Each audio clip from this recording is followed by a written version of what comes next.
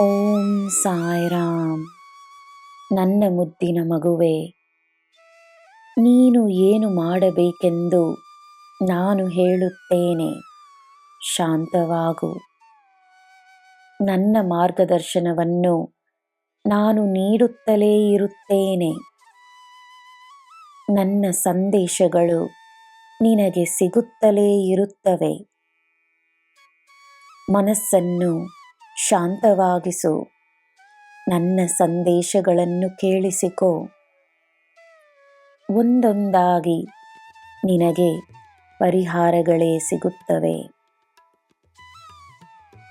ನಿನ್ನ ಕಷ್ಟಗಳ ಪರಿಹಾರವಾಗಿದೆ ಎಂದು ನಂಬು.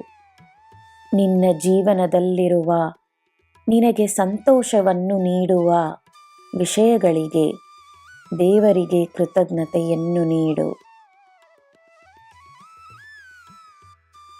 ಸಮಸ್ಯೆಗಳ ಪರಿಹಾರಕ್ಕಾಗಿ ಎಂದಲ್ಲದೆ ನನ್ನಲ್ಲಿ ಶರಣಾಗಲು ಸಚ್ಚರಿತೆಯನ್ನು ಒಮ್ಮೆ ಓದಿ ನೋಡು. ನಿನ್ನ ಜೀವನದ ಸುಖಗಳಿಗೆ ಕೃತಜ್ಞತೆಯನ್ನು ನೀಡಲು ಓದಿ ನೋಡು. ನಾನು ನಿನಗೆ ಗುರುವಾಗಿ ಸಿಕ್ಕಿರುವುದಕ್ಕಾಗಿ ಓದಿ ನೋಡು.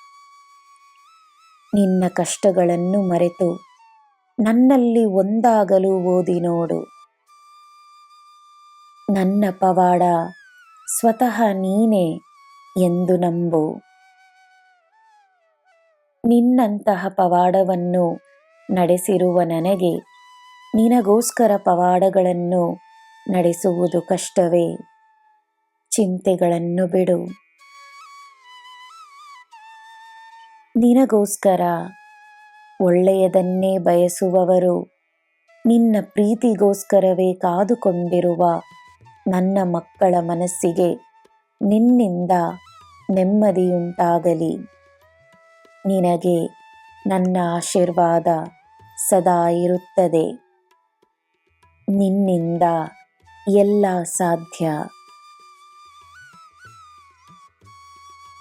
ನನ್ನ ಮಗುವೆ, ಎಲ್ಲಿ ಯಾರು ಯಾವಾಗ ಇರಬೇಕೋ ಇರುತ್ತಾರೆ. ನಿನ್ನ ಜೀವನವನ್ನು ನನ್ನ ಕೈಯಲ್ಲಿ ಒಪ್ಪಿಸಿಬಿಟ್ಟ ಮೇಲೆ ನೀನು ಸಂತೋಷವಾಗಿರು. ನಾನು ನಿನಗೆ ಎಲ್ಲ ನೀಡುತ್ತೇನೆ.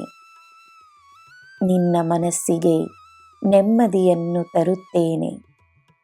ನಿನಗೆ ಎಲ್ಲ ಶುಭವೇ.